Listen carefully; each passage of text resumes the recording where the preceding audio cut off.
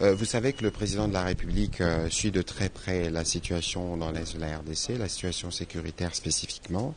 Nous avons été il y a quelques jours en réunion du Conseil supérieur de la défense et il y a un certain nombre de sujets qui ont été abordés. La question ici, il était question autour du président de la République de faire le point de cette situation. Vous avez entre autres suivi la trêve obtenue, proposée par le gouvernement américain, la trêve humanitaire pour permettre d'avoir une intervention sur terrain 2 semaines du fait justement des agissements du gouvernement rwandais et de ses supplétifs du M23. Donc il était question de passer en revue toutes ces questions-là, mais aussi le président de la République a délégué a instruit la première ministre et chef du gouvernement de tenir la réunion du Conseil de ministres de ce jour, parce qu'à la suite de la réunion qu'il vient d'avoir avec les membres du gouvernement, il va avoir une réunion avec la task force du haut commandement militaire pour passer aussi en revue d'autres aspects qui seront la suite des discussions que nous avons abordées ces jours. Mais ce qu'il faut retenir,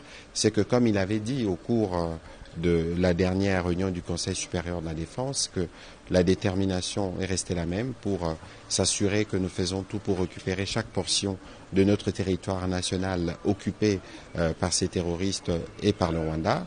Et il y a déjà beaucoup de pressions qui sont faites sur le Rwanda. Notamment, vous avez suivi le blocage de l'aide humanitaire prévue par l'Union européenne.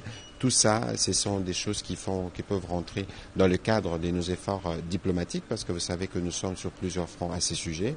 Et donc, c'est dans cette optique que nous avons terminé la réunion. Évidemment, il y en aura d'autres dans les jours qui viennent, dans le cadre justement du suivi régulier que le président de la République veut faire pour la situation dans l'Est.